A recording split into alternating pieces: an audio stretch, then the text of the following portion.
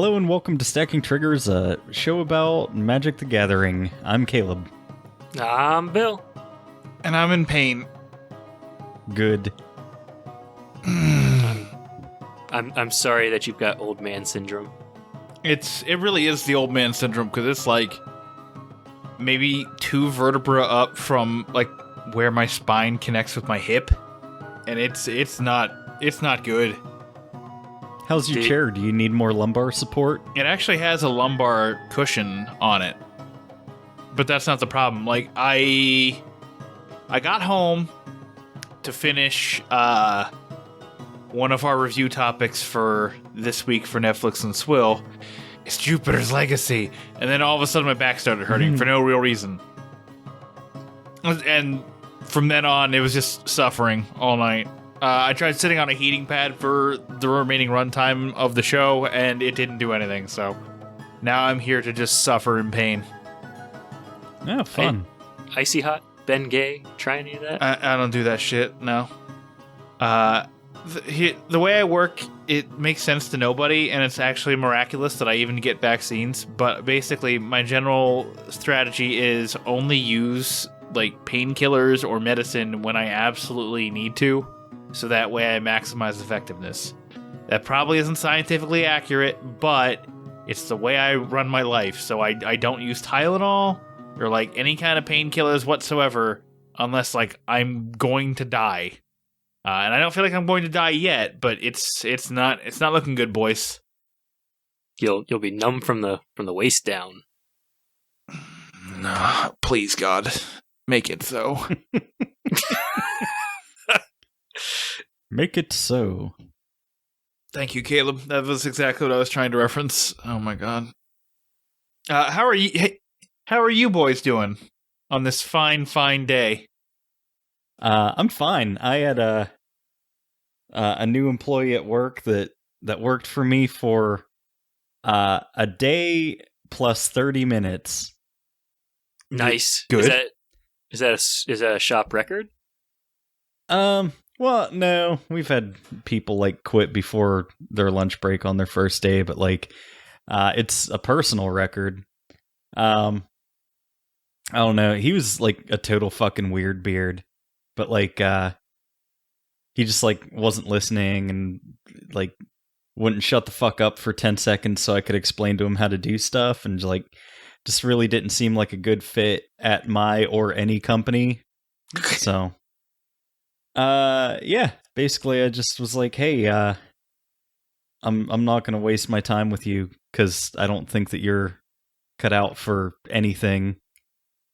And apparently he found that offensive and decided to not work for me anymore. I was going to say, aren't you like the assistant manager or assistant to the manager? Yeah. Assistant to the regional manager. Yeah. Yeah. No, I mean, like, you're like the AM, so you pretty much have that kind of power to be like, yeah, this guy fucking sucks. Yeah, so my boss says, like, I'm done trying to hire people right now. You're in charge of getting the next one. So I'll keep an ear to the ground, I guess. I'll find somebody who plays Magic. There you go. Yee. Are you guys having a hard time like everybody else finding employees? We're just having a hard time finding competent employees. Like, I don't know. I work it like it's essentially retail, but it's more sales. Like, you know, it's not like a big box store where, you know, I can have somebody who's not pulling their weight, but like the good employees will make up for their inadequacy. Like, I need kind of an elite team, so. And I can say, because I pay people in Caleb's industry, the rate that these people work at is well above even $15 an hour. So it's not like they're having trouble paying people to like of decent quality. Like the pay is there for them. It's just, yeah. If it doesn't work, it doesn't work. Well, that's good. I don't know. So we're still shorthanded. I'm I'm on the tail end of a 70-hour week. That's So I'm going many to have hours. a really nice paycheck and get some real cool downtime next week while I'm away on vacation. yeah. Man, I forget what it's like to work hourly. Oh, I work hourly, but I like it. I work it, but I only have to work 40 hours a week. In fact, they tell me to not take overtime. So it's kind of wonderful. Although my commute is fucking an hour basically each way, and it kind of sucks. But at least to it's the only city. twice a week. Is that including the traffic, or is that if skies are clear? If there was a reckoning and everyone else on Earth died, it would probably, if everyone else died, I'd probably be going 100 down the highway. But I already go 80 down the highway when it's a 65 because that's just how I drive. But if like it would be about 50 minutes. Okay. Yeah, mine's about 35 if there's no traffic, and it bumps up to around 45, 50 if there is. But they're also saying that we never have to go back to the office, so that's kind of nice. I fucking wish that was true. I would like to only have to ever go to the office twice a week. That'd be so fucking killer. That would be magic. It would be all killer, no filler. I'm trying to transition back into the thing. Oh, yeah. I'm sorry. Oops. It'd be nice to work from home and not have to go to the gathering at work. I don't know. You tried. It's whatever. As was that Kelly Clarkson? I think you had your chance, you blew it. I think she said that. That's one of her songs. Sure. All right. I don't fucking care. You do whatever you want. Oh, We're just gonna hear Dan grunting. it's really gonna The be whole just me episode. grunting the whole fucking time. I am Jesus. so uncomfortable. Yeah. You're right over there, Dad. Dude. It's not even like dad grunt. Cause I do dad grunt when I stand up, but still, like, it's not even like dad pain. This is like crippling.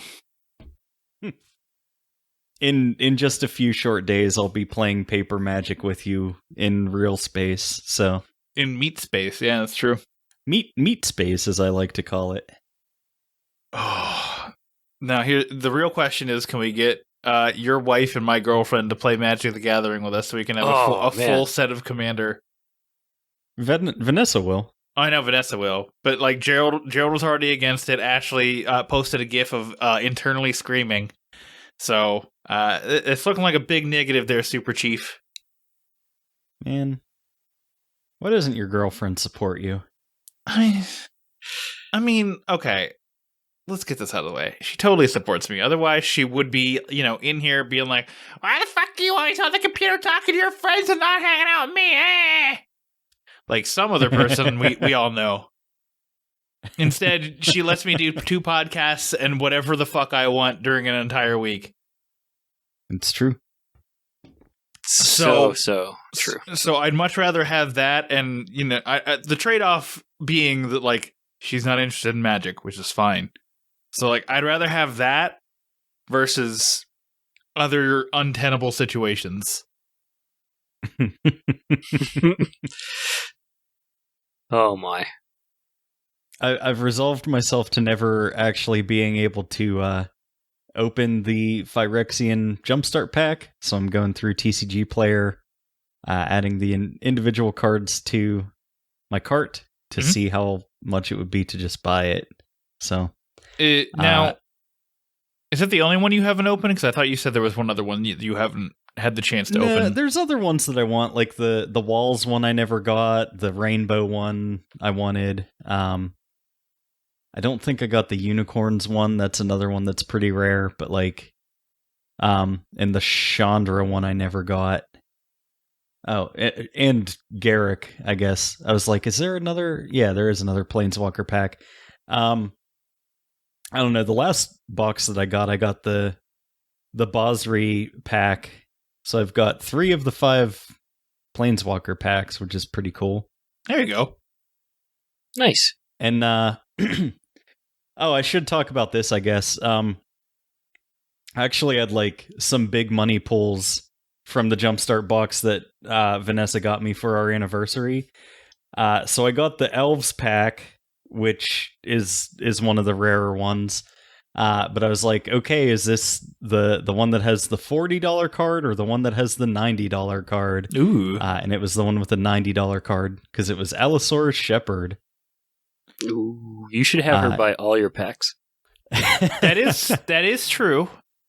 Yeah, and then the other version of the Elves pack has a Crater Hoof Behemoth in it, which also would have been pretty cool. Yeah, it's a good finisher for elf decks. Yeah. So I got the Bosri pack. I got the Lands pack that has Oracle of Moldiah, which is a $20 or $30 card. What was the other big one that I hit? I don't know. Give me 1 second. Sure. Oh, I got the discarding pack, which isn't like a big money one, but it's one of the rarer ones. It's pretty cool. But so yeah, pretty happy with the box I got. The being able to crack open the Allosaurus Shepherd was pretty cool. Yeah, the Bosri pack was the first pack I opened from it, and the Elves pack was like number 3. Yeah, I think I did watch that because that's on our YouTube channel, which still waiting on Bill to post this fucking box opening. Yeah, that most recent one I actually didn't do a video for. I was posting it to our Discord. Yeah, that's right. I remember now. It's like, there's a picture of it. Still, Bill, that doesn't absolve you of your sins. Oh, no. I am of the most sinful. That's true. But yeah, I was very happy. Yeah. So, as a topic, and I don't know how much you guys care about this, but it is a restructuring of the Magic the Gathering competitive scene in order to accommodate for in-person play. I posted the link in our Discord chat. Basically, things are getting reset because they're realizing things are happening again that I don't know. It doesn't seem like Arena's doing that well for them in terms of esports stuff. But I don't know. What do you guys think about this whole thing? So, Magic is from the era before esports existed. Like they used to on like ESPN 5 or what the fuck ever. ESPN 8, the Ocho. Yeah, the Ocho.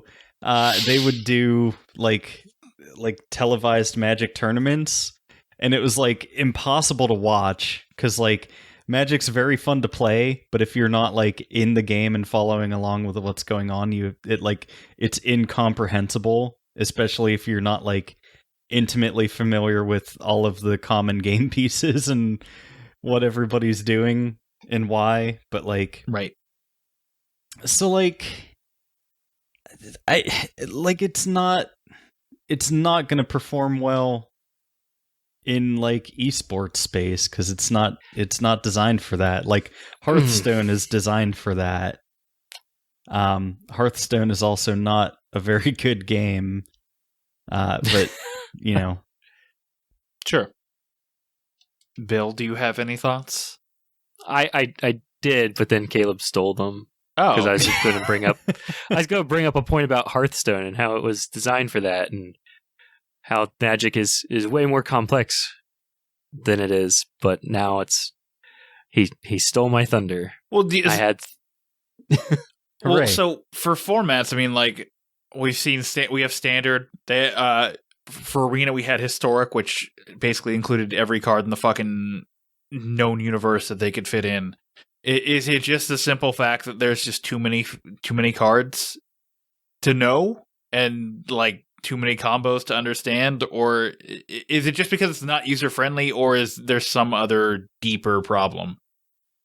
I don't know. It's just it's not accessible as like a spectator sport.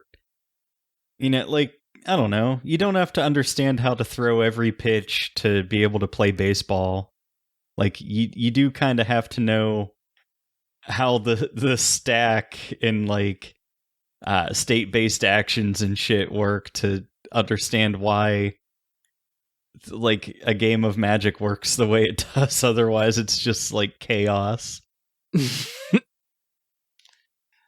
Yeah, and even looking at other esports too, right? So like Counter-Strike, it's very clear, oh, that team's winning because they've got more kills than the other team.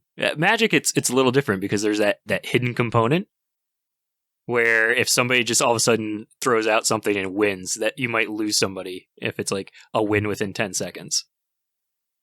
Yeah, which like that can't happen in Counter-Strike, because it's like you can see the scoreboard, and if like suddenly one team jumps up like 200 points, you're going to be like, wait, what the fuck? All right. I think the best comparison sports-wise I have to Magic the Gathering is actually hockey, because hockey is that one sport where like a quick breakdown can happen, and then all of a sudden another team is, or like a new team is like on top. And it could be by a lot, it could be by a little bit. Like, you could be getting outplayed the whole fucking game, and then all of a sudden, like, 5 minutes happen, and you're winning for some reason. Yeah, so, like, if like, a creature gets hit with targeted removal, it's, like, going to the penalty box. I mean... and then, like, drawing cards, that's, like, a shot on goal. Yeah. And ramp is a triple deke. Sure. 1, 2, 3, triple deke. And then I've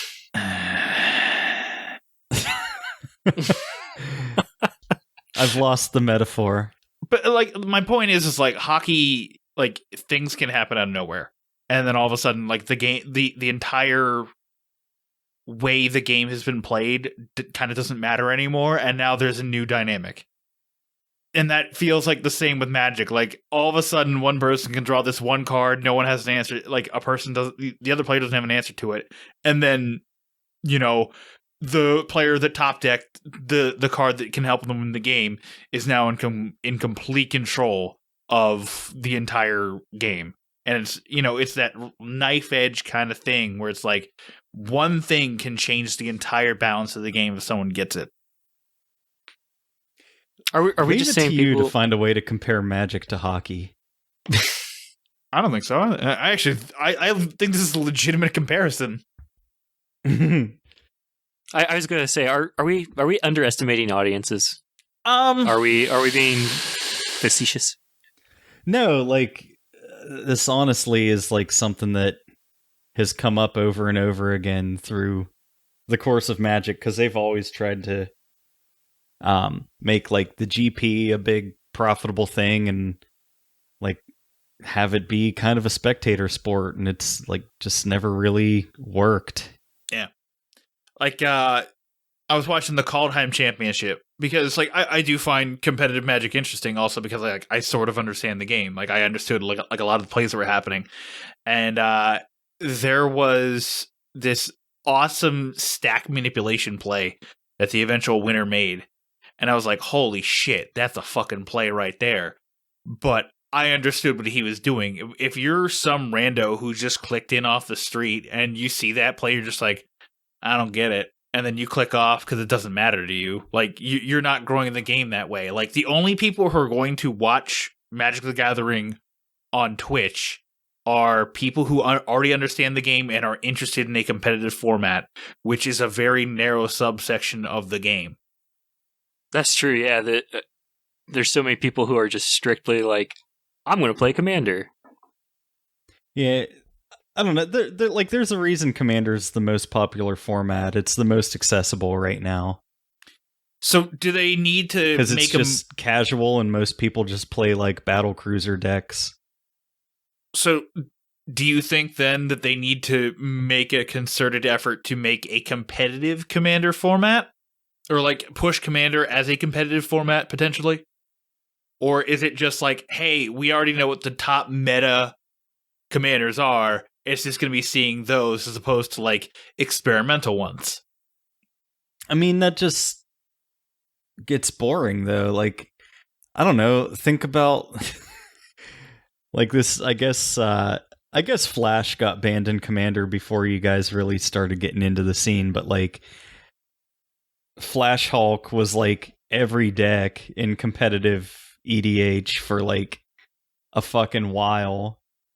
So it would just be like 4 Flash Hulk decks, seeing which one goes off first. I guess I'll explain the Flash Hulk combo real quick first. Okay. Just so you guys can see how horribly unfun it is. So Flash is an instant for 1 and a blue. Put a creature card from your hand into play. You may pay its mana cost reduced by up to 2 if you don't sacrifice it. Protean Hulk is 5 green for a 6/6 creature. Whenever it dies, you search your library for any number of creature cards with total converted mana cost 6 or less and put them onto the battlefield, then shuffle your library. So you, on turn 2, you would flash Protean Hulk out. You would have to sacrifice it because you can't pay the 5 to keep it. So it gets the dies trigger. You search your deck for 6 mana worth of stuff. You put it out, and then like you search for specific combo pieces. Also, like, it's a total converted mana cost 6 or less, so you can put out any number of creatures that you have in your deck that are 0 converted mana cost. Right. So like Ornithopters for days, and like, I don't know, basically like on turn 2 you dump out a specific list of things that causes a combo to happen, and you win the game on turn 2. And it sucks. Yeah, that sucks. But like, Bill, sorry, you were saying something about like there being a Commander competitive format. Yeah, the only Commander I've really been exposed to is playing with you guys. The Mitch over on the command quarters, and game nights, right? Command zone. I like game nights. I don't consider game nights. They seem like they're in it for a lot of the fun and showmanship. Mm-hmm. Mm-hmm. So I don't really consider them competitive, right? It seems like they're trying to, at least they're more on the story side, or at least my deck does a thing. We're going to make sure it does the thing during the show. Sure. Yeah, sure. So like I guess I haven't really been exposed too much to the competitive side of Commander.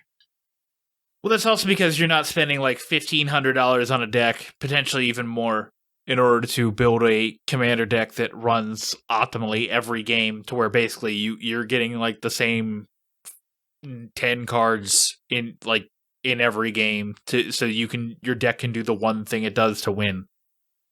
No, that's a lot of money. Yeah, and that's fine.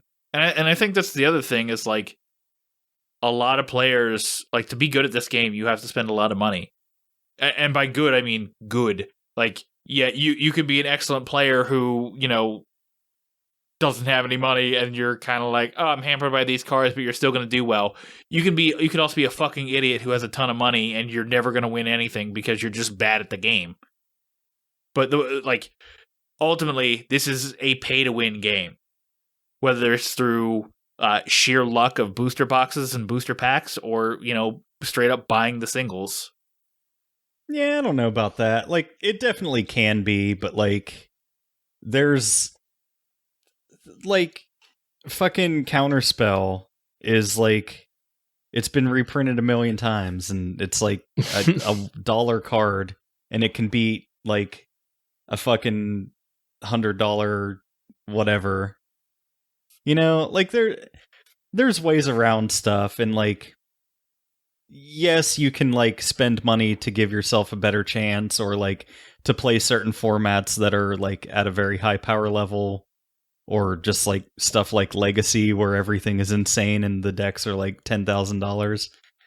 But like I don't know, there's like randomness and skill are a big factor too.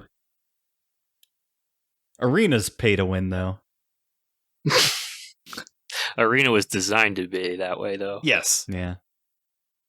And that was the whole idea behind Arena, is to try to make Magic into an esport game that gets streamed on Twitch. And like, it has a bit, but they're still not, like, I don't think it'll ever really do what Hearthstone did. Well, I mean, the big esport games are Hearthstone, Overwatch, Call of Duty, and League of Legends. And it doesn't, like, I watching the Call Time Championships, it was like maybe 14,000 people.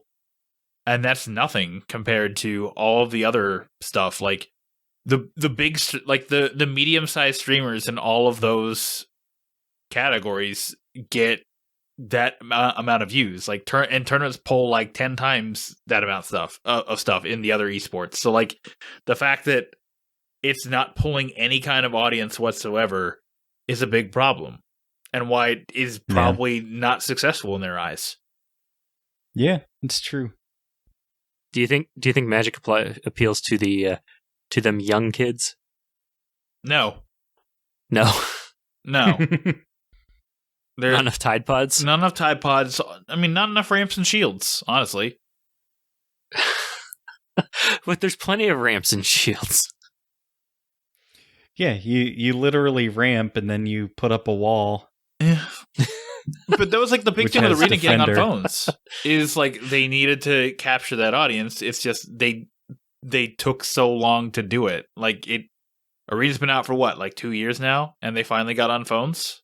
Like it needed to be on phones before it needed to be on PC. Yeah, I can see that. I don't know. It's fine. It's a fine game. They're doing well financially. Yeah. They're not probably going to be able to move into esports space. I'm sorry. And I'm sorry, Wizards. I don't think it's happening. I mean, that's fine for us. Like, it doesn't ultimately matter for us. They will a bit, but like, I don't know. The money's always going to be in the collectible aspect of the game. And I think like the point behind competitive is, and this goes for pretty much any game, is like you can, if you watch the game getting played at the highest level, it kind of inspires you to want to do that. And so you do that by spending more money in the game for them to make more of a profit off of you. So that's why I think having a somewhat successful competitive scene is useful for the game. It's just they're not seeing immediate dividends on it, and therefore I think they're going to abandon it almost immediately. Well, they already have abandoned like a wide swath of it. Like they ditched their creator program so that they could fucking give Mr. Beast $25,000 to give away. Yeah, that's true. And I didn't even get to participate. They picked a weird time, and it was during work hours. All right, well, I have a deck tech for this week, if you guys are ready to hear about it. Sure. So I've wanted very badly for to make a dogs deck ever since they were introduced in M21 / Jumpstart. So I found a pretty cool one that just came out like this week on YouTube from YouTuber Covert Go Blue. So I copied it whole cloth pretty much, and then changed like the land base, and that's about it. But I really like the idea of the deck, so it's dogs along with Winota, Joiner of Forces from Ikoria. So like Winota's kind of the centerpiece that makes the deck work. She is 2 red-white for a legendary creature human warrior. Whenever a non-human creature you control attacks, look at the top 6 cards of your library. You may put a human creature card from among them onto the battlefield tapped and attacking. It gains indestructible until end of turn. Put the rest of the cards on the bottom of your library in a random order. Mm-hmm. So whenever one of your dogs attacks, if Winona's out, you look at the top 6, you can pull one of the human creatures that you have in the deck out, and it comes out tapped and attacking and indestructible. So the humans that you have in the deck are Winota herself, Alpine Houndmaster, who kind of helps the dogs theme, like he goes in that deck anyway. Right. And Blade Historian, who says attacking creatures you control have double strike. So he basically acts like sort of a pseudo Embercleave in this deck. And then also, like, it doesn't fit the theme per se, but the other non-dog creature we're running is Professor of Symbology. So it's a new one from Strixhaven, and it's a 2/1 core cleric that says whenever it enters the battlefield, learn. So we have our sideboard with all of our lessons that we can kind of pull out what we need as we go. Because the main deck is just 36 creatures and 24 lands, and that's it. Because we don't want to interact, we don't want to ramp or do fun stuff. We just want to play a bunch of creatures and turn them sideways and win. Sounds like as far Boros. as dogs, yeah, sounds like a Boros aggro deck. So for dogs, we got Alpine Watchdog. He's got Vigilance. We got Bolt Hound. He has haste, and whenever he attacks, other creatures you control get +1/+0. Oh, I guess the other there's another human in the deck I forgot to mention, which is Elite Spellbinder from Strixhaven. So he's a 3/1 flyer, and when he enters the battlefield, you can exile a non-land card from your opponent's hand, and then that's kind of interesting. I never actually read what he does. So you exile a spell from an opponent's hand. For as long as that card remains exiled, its owner may play it, but a spell cast this way costs 2 more to cast. Mm-hmm. So he doesn't take the card away, he just makes it harder for your opponent to use it, which is pretty interesting. Yeah, it allows, like, if your opponent has a specific answer to your board, they have to pay 2 additional to do it, and then they really, in theory, wouldn't be able to do much else with it. I really like that specifically because of the foretell mechanic. So you can hit somebody's shit before they foretell it. So then, like, instead of being able to Doomscar for 3 mana after foretelling it, you make Doomscar cost 7. Jeez. That's pretty cool. It's nice. Yeah. Other dogs. Igneous Cur is a dog. Because Alpine Houndmaster tutors for him.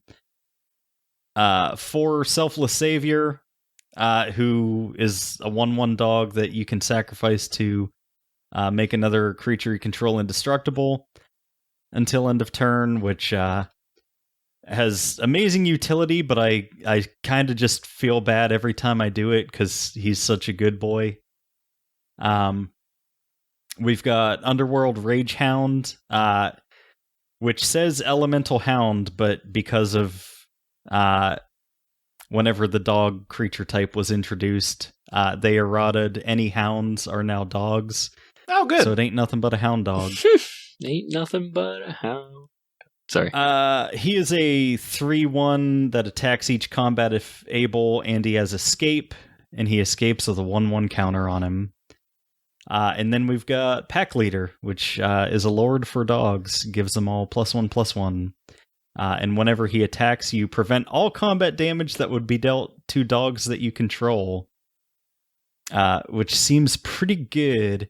And then the lands, we just got 10 snow-covered plains, 10 snow-covered mountains, and 4 Faceless Havens, which we can turn into a creature and attack with, which has all creature types, so it's a dog. It's a good boy. It's a good dog.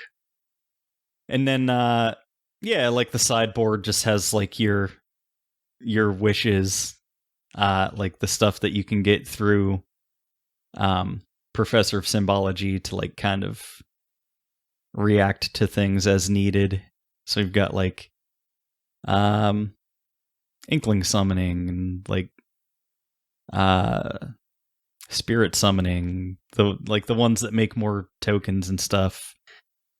And then like, I don't know, just situational stuff. Yeah. And that's what all the lessons really are for, is like, hey, I need to, stop my opponent from casting something. I need to, fetch a land, potentially gain life, draw cards, other stuff. Like the lesson cards are good-ish. They're situational. Like the one you're running that's always like the question mark for me is the mascot exhibition. But I guess like because you it costs just need 7, bodies, but you just make one of each. Yeah. It's good because you get 3 bodies on board. It's total. Yeah, you make a 2/1 Inkling, you make a 3/2 Spirit, and you make a 4/4 Elemental. So you get a 9/7 in terms of bodies, which it makes me kind of bummed out that it doesn't make a pest. No pests. The fractal makes sense because the fractal always comes in as a 0/0 with X number of tokens on it. So like I've always understood that, but yeah, the pest doesn't make any sense. I don't know. The other thing that I thought was kind of interesting about this deck is like normally for like a legendary creature, I would only run 2 or maybe 3, depending on how essential it is to the deck. But we're actually using 4 of Winota. And the reason for that basically is that like whenever one of your dogs attacks, you can look for another human and put it on the battlefield tapped and attacking, and also it becomes indestructible. You can actually find another copy of Winota with that and have her come out as a 4/4 that's attacking and indestructible. And if you have Blade Historian, well, she does it twice. Sure, but also because it's indestructible, you choose the one that's indestructible and it doesn't destroy itself. Right, yeah, because legendary rule, you just sacrifice the one whose ability triggered, and you have the indestructible one attacking. Right. Huh. Interesting. Yeah, I thought about that for a minute, and I was like, "Huh, that's actually pretty neat play there." Yeah. It's the like you're right. You normally wouldn't run 4 of a single-sided legendary creature, but in this case, it makes perfect sense. Also, just to clarify how her ability works, it says whenever a non-human creature you control attacks, you do the thing. So you do that for each non-human creature that's attacking. Oh, yeah. Like if you attack with 4 dogs, you get 4 instances of that ability, and you can just have 4 things dump out, tapped and attacking. It's an extremely aggressive deck. That's how. Oh my! How has it done when you've played it? Pretty good. It's pretty good. How many people gave up once they saw it? See, like I think that dogs is like it traditionally has been kind of a meme deck, and like people don't find it that threatening, but like it can just kind of take off out of nowhere. So I guess my only issue is if you don't run into Winota. Let me see here. I'll find one. Yeah, if you don't run into Winota, your deck doesn't move. Like, you have no card draw. You really like, aside from like Alpine Houndmaster, who fetches Alpine Watchdog and Igneous Cur, but outside of that, you have nothing. And I mean, learn. I guess you could draw and discard, but whatever. Yeah, honestly, I probably wouldn't keep an opening hand that doesn't have Winota in it. What would be the most you'd be willing to mulligan down to just to have Winota? Yeah. As a general rule of thumb, 5. If I don't get it by the time I would go down to 4 cards, I usually just concede the game. Which is fair. Because it's like, well, I didn't have luck this time. Sorry. Yeah. Didn't have the heart of the cards. More like the heart of my ass. I don't know. I'll tinker around with it. Like I said, it's basically copied from another dude with just like the lands changed because I like doing the Faceless Haven thing. Even though like this deck wants to run pretty low to the ground and I probably won't want to actually invest the mana into it to do that, but I can if I want to. And it gets buffed up by pack leader, so. Okay. Okay. I guess that brings us into Caleb's card of the week, which is As Foretold. So, As Foretold is an enchantment from Amonkhet. It is 2 and a blue for an enchantment that says, at the beginning of your upkeep, put a time counter on As Foretold. Once each turn, you may pay 0 rather than paying the mana cost for a spell you cast with converted mana cost X or less, where X is the number of time counters on As Foretold. Oh my. Oof. Oh my. So, cheating mana costs is the strongest thing that you can do in the game. And this lets you, build... You basically build up, and soon you're casting very big things. For free once each turn. Also, it does not say on each of your turns. It says once each turn. So if you're playing in Commander, if you have a handful of counter spells, guess what? Everybody's getting shit countered on their turns. Yeah.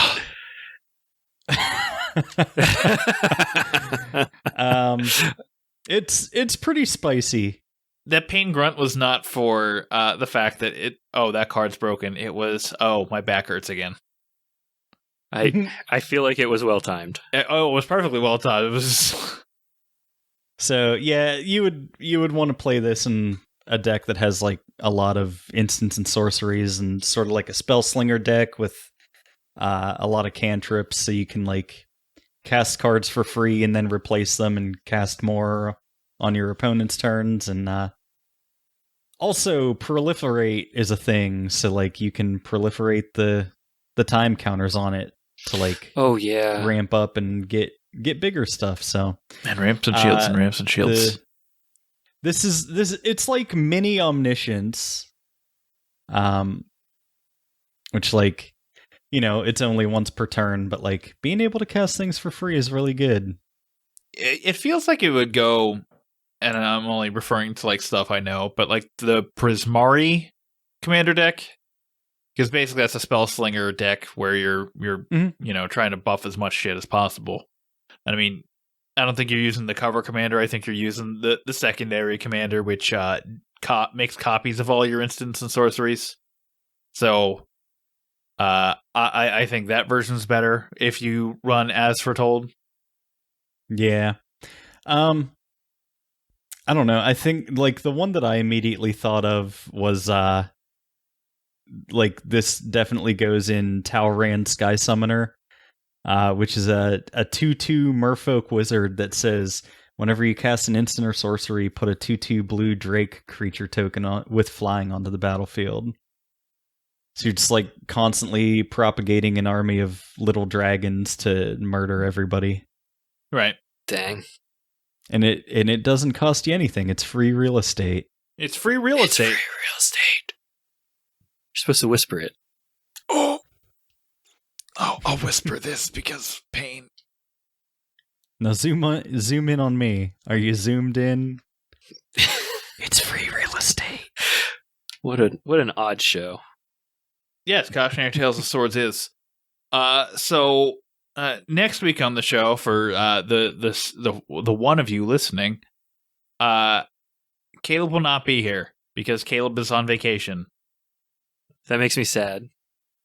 Don't leave me with him, Mom. I mean, all that means is the inmates are running the asylum next week, which means I get to host. Actually, fuck it. Bill, you can host. You've never hosted a podcast before. I want to witness this train wreck. Hooray. God. Bill gets to host. I'll just sit here and be like, fuck you, Bill. And Bill will be like, well, I'm hosting, so fuck it. Yeah, we'll be Caleb-less, unfortunately, without our guiding light. You will be missed. I mean, he's not dying. I mean, I'll still miss He him. may as well be, though. I might die. I don't know. Last time, I'm going to North Carolina. Last time I was there, I accidentally broke my wife's leg because the ocean What? nearly killed us both. I mean, Damn. That's scary. fuck it. It is what it is. If she dies, she dies. I looked at her leg and I was like, I must break you. Shit. So, as for the rest of you, if you haven't and you would like to be a good friend to us, follow us on Twitter at STMTG Podcast and check out our YouTube page. Subscribe there for whenever Bill decides he wants to post a fucking video that I've been waiting for. It'll be this weekend, I promise. He says this now. If it's not up by the time this episode's up, I'm going to Buffalo instead of Ithaca, and I'm going to beat you. It'll just, at least it shows you care. That's it. That's all I have to say regarding housekeeping for this show. Fuck, let's play some Commander.